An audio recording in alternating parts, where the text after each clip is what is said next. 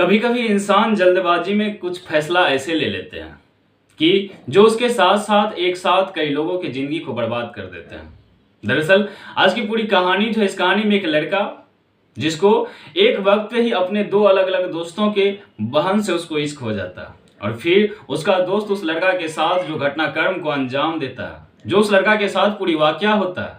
और सबसे हैरान करने वाली बात तो ये होती है जब पुलिस इस पूरे केस के बारे में खुलासा करते हैं, इस पूरे घटनाक्रम के बारे में खुलासा करते हैं, तो सिर्फ उसकी जो वजह निकल करके आती है सिर्फ एक कंडोम की वजह से उस पूरी घटनाक्रम के खुलासा होता है। और जब ये खुलासा हुआ तो जो लोग भी जान रहे थे वाकई में हैरान भी हो रहे थे, परेशान भी हो रहे थे। यहाँ पुलिस की वाहवाही भी दे रहे थे कि कातिल अगर कितना भी तरीका से घटनाक्रम को अंजाम दे, अगर पुलिस अपने आप पे आ जाए तो उसे पताल लोग से भी उठा करके उसे सलाखों के पीछे डाल देते हैं।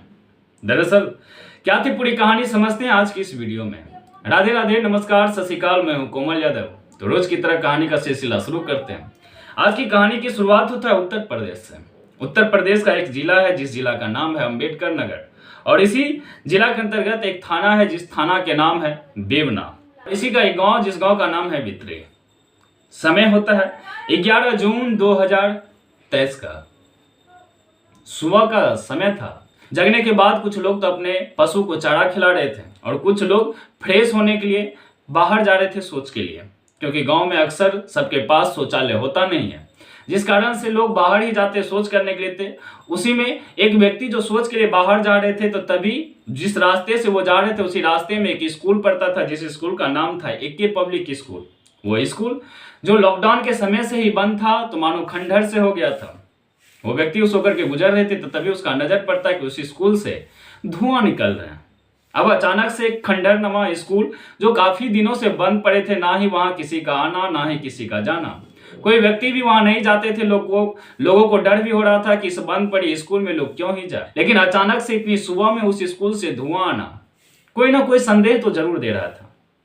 अब वो व्यक्ति हिम्मत करके उस स्कूल के पास पहुंचते हैं और फिर वो स्कूल के अंदर जाते हैं, देखने का कोशिश करते हैं आखिर इस स्कूल में हो क्या रहा जिस कारण से धुआं निकल रहा है।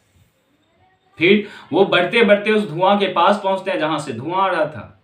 जब वहां पे जाते हैं, वो जिस दृश्य को देखते हैं उसका नजर पड़ता है कि एक डेड बॉडी जो पड़ी हुई, उसके आस पड़ोस कुछ सामान जो बिखरे हुए और धुआं उसके ही आस पड़ोस से निकले रहे थे और उसके शरीर के कुछ अंग भी जल रहे थे।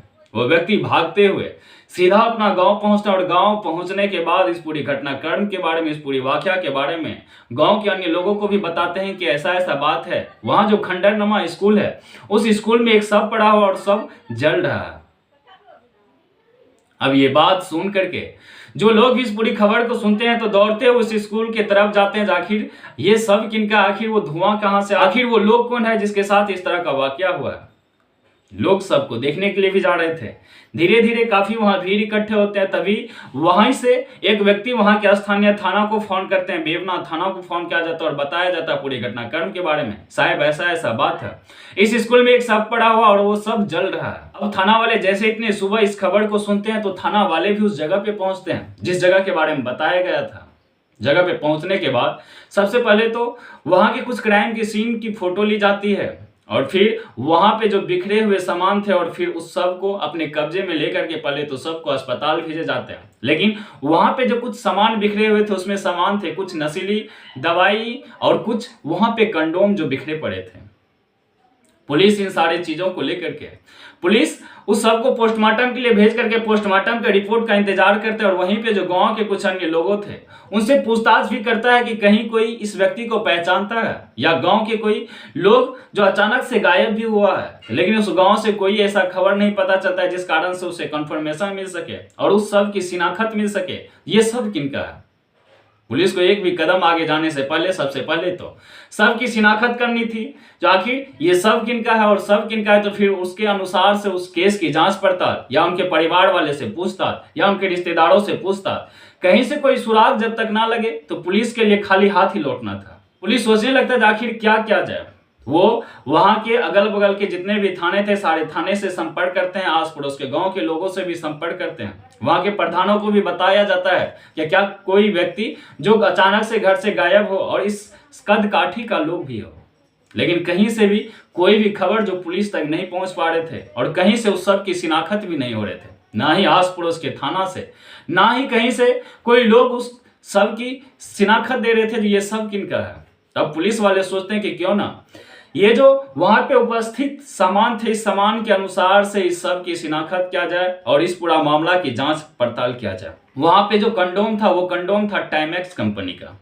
अब पुलिस सोचते हैं कि सबसे पहले तो पता लगाया जाए आखिर कौन कौन दुकान जो इस तरह की कंपनी की कंडोम बेच रहे हैं। अगर वहां जाकर के पता लगाया जाए से आखिर आज से 2-3-4 दिन पहले उस दुकान से कौन कौन व्यक्ति इस तरह के कंडोम खरीद करके यहाँ से गए हैं, तो शायद उनके सीसीटीवी से भी फुटेज लग सकता है और शायद वहां से भी कोई हाथ लग जाए जिस कारण से इस सब की शिनाख्त हो सके।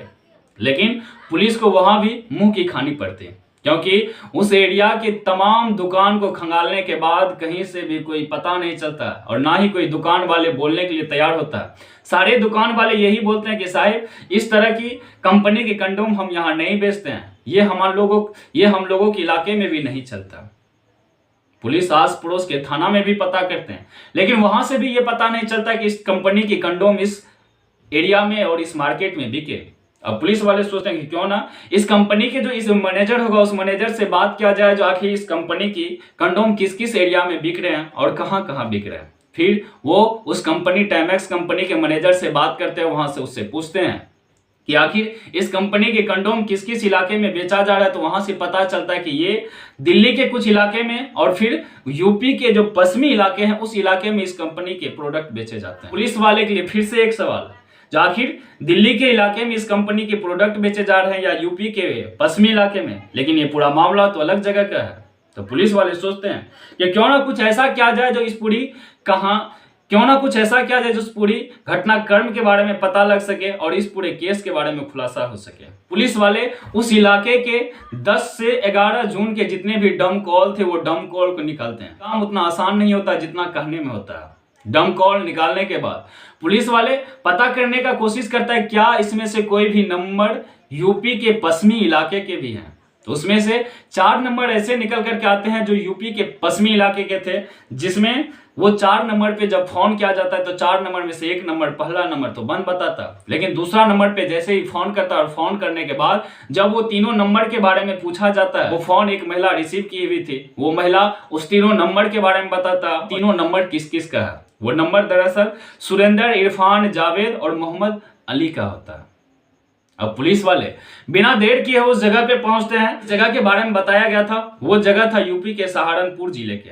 पुलिस वाले उस जगह पे पहुंचने के बाद ये चारों व्यक्ति जिनके नाम बताए गए थे, सुरेंद्र, इरफान, जावेद और मोहम्मद अली, ये चारों लोगों के बारे में पता करता है। तो वहां से पता चलता है ये 4 में से तो एक व्यक्ति गायब है जिनका नाम सुरेंद्र है, लेकिन ये 3 व्यक्ति जो अभी भी उस गांव में है, इन तीनों को गिरफ्तार करते हैं। और गिरफ्तार करने के बाद जब पुलिस वाले उनसे पूछताछ करते हैं तो कुछ वहां के गांव वाले के लोगों से भी पता चलता है ये चारों कोई और नहीं बल्कि चारों एक घनिष्ठ दोस्त है जो सर्कस चलाते थे और चारों मिलजुल करके ही काम कर रहे थे। इसके सर्कस के काम में उनके परिवार के अन्य लोग भी शामिल थे।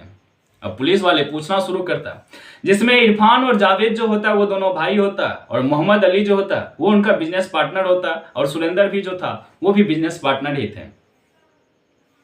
उसके सर्कस में मोहम्मद अली के बहन और उनके और कुछ रिश्तेदार के लोग भी काम कर रहे थे और जावेद और इरफान जो थे इनके भी बहन जो सर्कस में काम कर रहे थे। अब पुलिस इन तीनों से पूछताछ करता है आखिर इसी दिन 11 और 10 जून को तुम दोनों का नंबर उस इलाके में क्या कर रहा था। तो उनसे पूछताछ का कोशिश करता है, लेकिन पहले तो ये तीनों कई तरह के बहाने बनाते हैं, अलग अलग तरहों से पुलिस से छिपने का कोशिश करता है। लेकिन जब पुलिस कड़ाई के साथ इन तीनों से पूछताछ करते हैं तो फिर ये पूरा सच को कबूल करते हैं। दरअसल वो जो कहानी वहां बताते हैं वो कहानी अपने आप में एक हैरान करने वाली थी।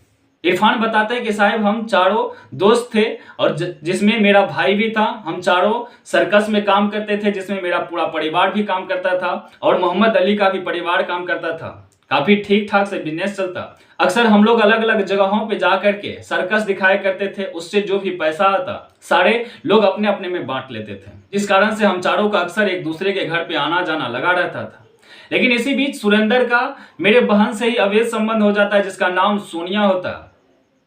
और जब मैंने सुरेंद्र को कई बार समझाने का कोशिश किया, कई बार उसको इस चीज़ों के बारे में बताने का कोशिश किया, जो तुम जो कर रहे हो गलत कर रहे हो, बहन अभी छोटी है, भले वो कुछ ना समझती हो लेकिन तुम तो समझते हो, तुम जो ये कर रहे हो ये वाकई में गलत है। तो सुरेंद्र कई बार ये कहता है कि मैं बात नहीं करता हूँ, शायद तुम्हारी बहन ही मुझे बार बार फोन करके परेशान करता है। तो इरफान वो अपनी बहन को भी समझाने का कोशिश करता, बहन बताता कि मैं उसको फ़ोन नहीं करता, वही मुझको फ़ोन करता। यहाँ तक कि कई बार इरफान सुरेंद्र और उस अपनी बहन सोनिया को कई बार आपत्तिजनक स्थिति में भी देखे, क्योंकि उसकी बहन भी सर्कस में काम क्या करते थे, अक्सर वो छुप छुपा करके आपस में एक दूसरे से मिलते भी थे, जिसका खबर इरफान को लग चुका था। लेकिन एक दिन कुछ ऐसा होता है कि वो सर्कस के काम खत्म करके वो सारे लोग बाहर कहीं घूमने जा रहे थे कि तभी वो सुरेंद्र को खोजते हुए वो अपने जहाँ पे वो झुग्गी डाले हुए थे उस जगह पे पहुंचते हैं। तो वो देखते हैं कि मोहम्मद अली जो था, मोहम्मद अली की जो बहन थी, उसके बहन के साथ वो अवैध रिश्ता बना रहे थे,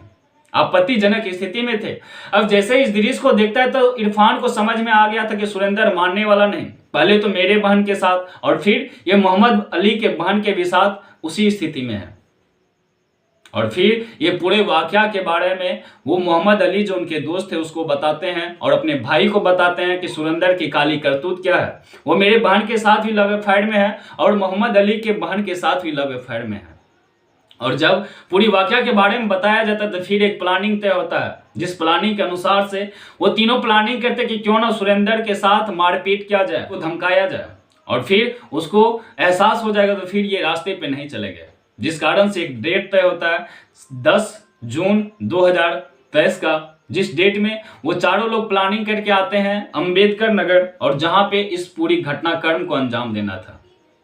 वो सारे लोग उसी के सर्कस में काम करने वाले, एक लड़की जिनका नाम अनिता होता है, वो उसी एरिया के रहने वाले, दिन भर तो उसके यहाँ ठहरते हैं और फिर शाम को एक प्लानिंग होता है कि क्यों ना हम लोग आज शराब की पार्टी करें। और फिर प्लानिंग के अनुसार से सारे लोग मार्केट जाते हैं और मार्केट जाने के बाद वहां से कुछ शराबें खरीदते हैं और उस शराब को लेकर के घर के तरफ जा ही रहे थे, उस अनिता के यहाँ जा ही रहे थे कि तभी इरफान कहता है कि अनिता के घर पे पीना ठीक नहीं होगा, यहीं पास में एक खंडरनुमा स्कूल है जो काफी दिनों से बंद भी है और वहीं पे हम लोग बैठ करके पी लेते हैं और फिर अनिता के यहाँ जाकर के रेस्ट कर लेते हैं, क्योंकि किसी के घर पे जाकर के पीना ठीक बात नहीं।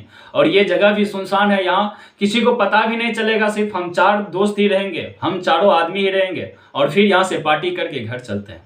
सुरेंद्र भी तैयार हो जाता और फिर चारों लोग उस एके पब्लिक खंडरनुमा स्कूल में पहुंचते और स्कूल में पहुंचने के बाद सबसे पहले तो बारी बारी से चारों लोग शराब पीते हैं और उसी शराब में एक के बाद एक जाम जो सुरेंद्र को पिलाया जा रहा था, वो जाम इतना ज्यादा हो जाता है कि सुरेंद्र बदहोश सी हालत में आ जाता है। और जैसे ही वो बदहोश सी हालत में आता है, इरफान कहता है कि जो भी करना है अभी ही कर। मोहम्मद अली को कहता है कि मोहम्मद अली तुम आज अपनी बहन का बदला ले लो और मैं भी आज अपनी बहन की इज्जत और आबरूई का बदला ले लेता हूँ। और तभी ये बात हो ही रही थी कि अचानक से जावेद अली जो था, वो छोटा भाई, वो गुस्सा से तलमला के उठता है और वहां पे एक बड़े पत्थर को उठाते हैं और उठाने के बाद जाकर के सीधा सुरेंद्र के सर पे मारते हैं।